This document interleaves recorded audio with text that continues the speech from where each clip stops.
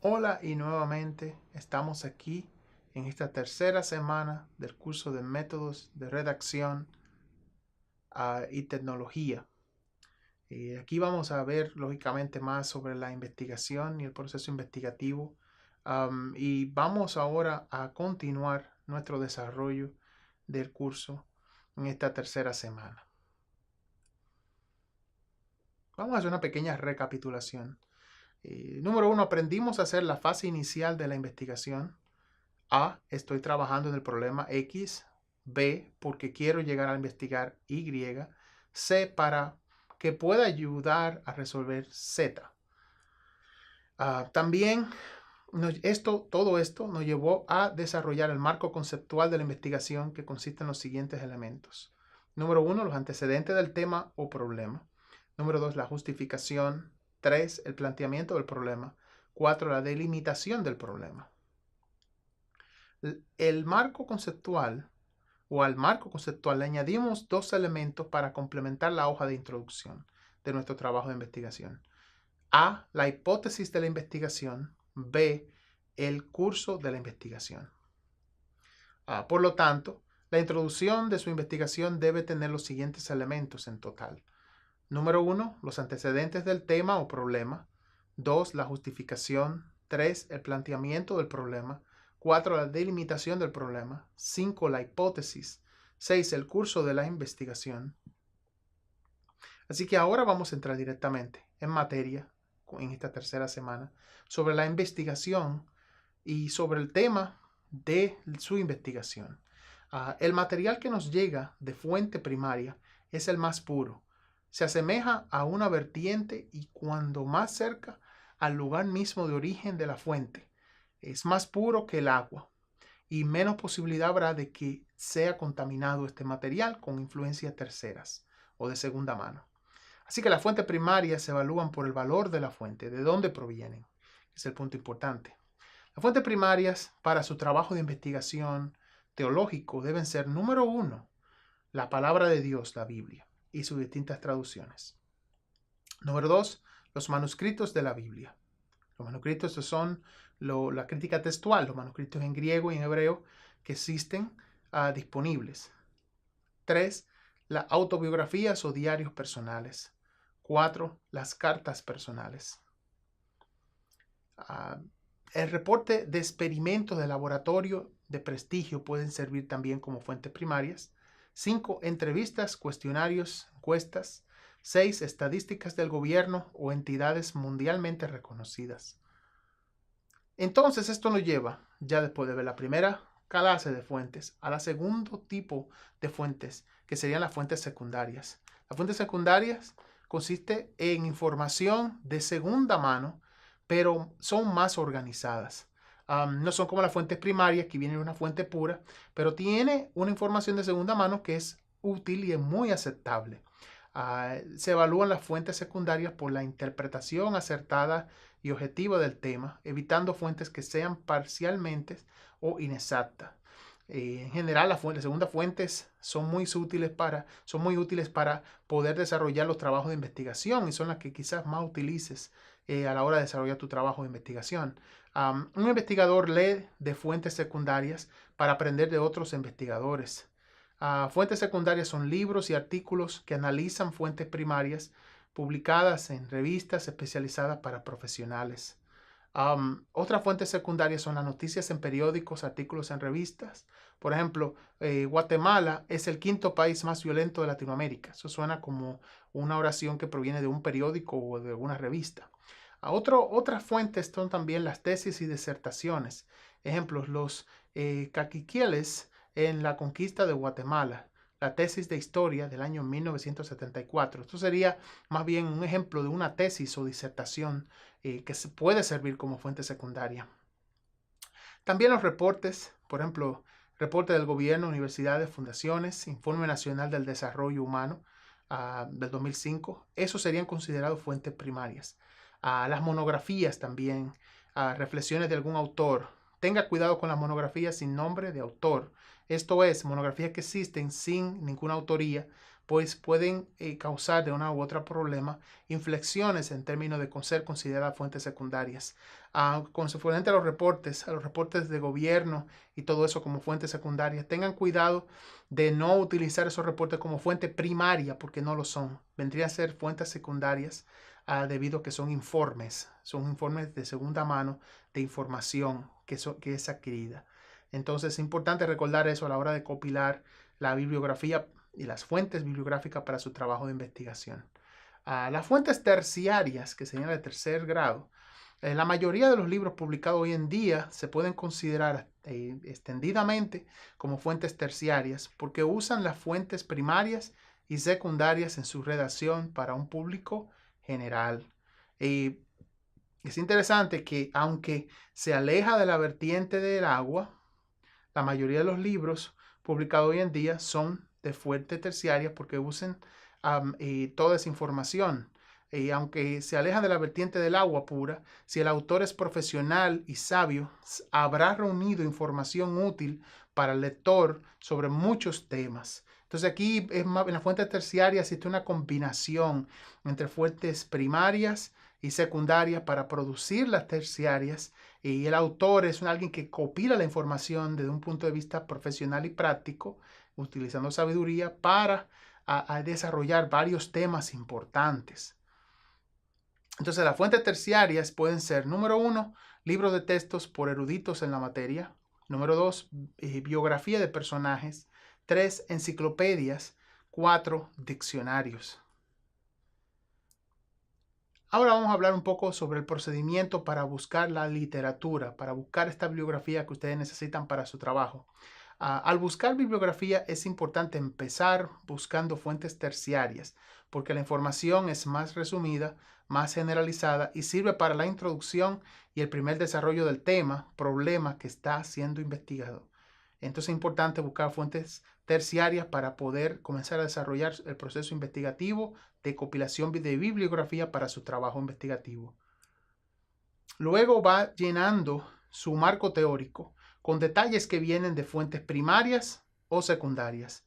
Es importante notar que las fuentes no son de categorías absolutas. Hay fuentes que pueden ser consideradas primarias para una rama del saber y para otra rama del saber son terciarias. Entonces es importante entender realmente hasta dónde en el marco teórico hemos desarrollado el tema para poder conseguir bibliografía que pueda juntar fuentes de primer grado, segundo y tercero. Entonces es importante tener claro este punto antes de continuar su desarrollo investigativo. Por ejemplo, si en una revista hay una entrevista con una persona, la información que se da de esa persona es de fuente primaria, aunque esté publicada en una revista. ¿Cuánta bibliografía se necesita para los fines de un trabajo de investigación? Esa es la pregunta que muchos se hacen. ¿Cuánta bibliografía necesito para mi trabajo de investigación? Bueno, una monografía puede tener de 5 a 10 fuentes bibliográficas. Una monografía es un trabajo de investigación. Usualmente en el seminario ustedes van a hacer trabajos de investigación que tienen de 5 a 10 fuentes bibliográficas. Una tesis, que sería la manera para concluir una investigación, para concluir una carrera universitaria, requiere un mínimo de 20 fuentes en adelante.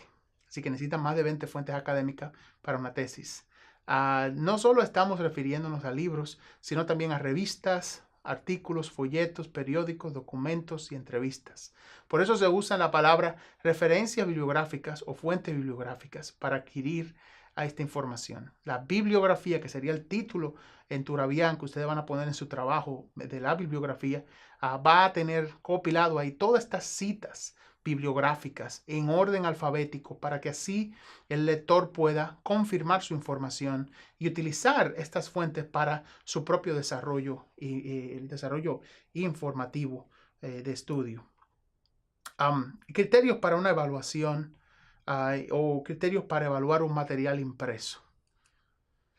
Número 1, para evaluar un material impreso se debe primero atender las siguientes cuestiones. Número 1, su autoridad. Si el autor tiene autoridad en el tema por su estudio y experiencia, se debe de considerar. Primero, para conocer las respuestas, hay que buscar la reseña bibliográfica del autor que puede aparecer en la tapa de atrás del libro o puede aparecer dentro del libro. ¿Tiene el autor un grado académico? ¿Cuál es la profesión? ¿Cuántos años de experiencia tiene en el campo? Son las preguntas que nos hacemos sobre la autoridad del autor en cuanto al tema que está tratando en su libro. El segundo punto es la investigación del autor. Si el autor investigó ampliamente al escribir su libro, para conocer la respuesta, debe observar en la parte de atrás del libro donde puede aparecer una bibliografía o referencia o nombres similares. Si hay una bibliografía en el libro de este autor, debe averiguar cuántos libros tiene disponible y ver también si ha citado otros autores sobre el mismo tema y si hay notas al pie de página en el desarrollo del trabajo. Así usted sabe si el autor investigó ampliamente el tema de estudio. También debe revisar si la información es actualizada o no. Vea la fecha de publicación del libro. Tome en cuenta cuándo se publicó la primera edición. Es posible que todos los datos del libro datan de la primera edición, a menos que diga edición actualizada. Muchas veces se publican las ediciones sin ningún tipo de cambio. Entonces es importante revisar hasta donde sea posible si la información es actualizada o no.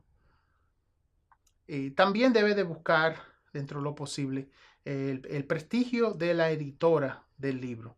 Si la editora es conocida y respetada por los libros de mérito que ha publicado como CLIE, Mundo Hispano, Casa Bautista, Vida, Unilid, Kairos, Portavoz, Edición de las Américas, Casa Creación, etc., serán siempre consideradas hasta cierto sentido respetadas y de prestigio. Las editoriales formales, sean seculares o cristianas, cuidan de la calidad del contenido de sus libros. Las editoras nuevas y pequeñas a veces publican obras sin la misma calidad.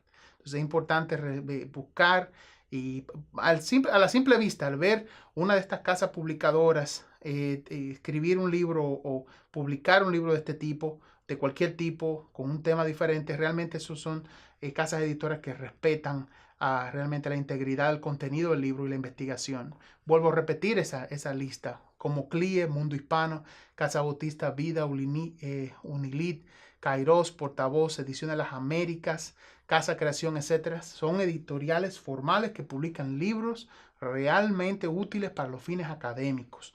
Muy importante tener esta información a mano a la hora de buscar y compilar información de los libros. Los recursos del Internet. Los recursos de Internet son, como la autora Kate Turabian menciona, nos insta a tener cuidado con los recursos del Internet.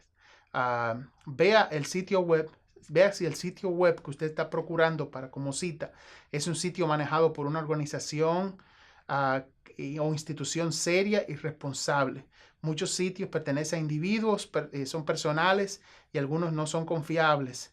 Sin embargo, hay algunos que sí son confiables, pero no quiere decir que todos los sitios web de individuos, de blogs, sean confiables.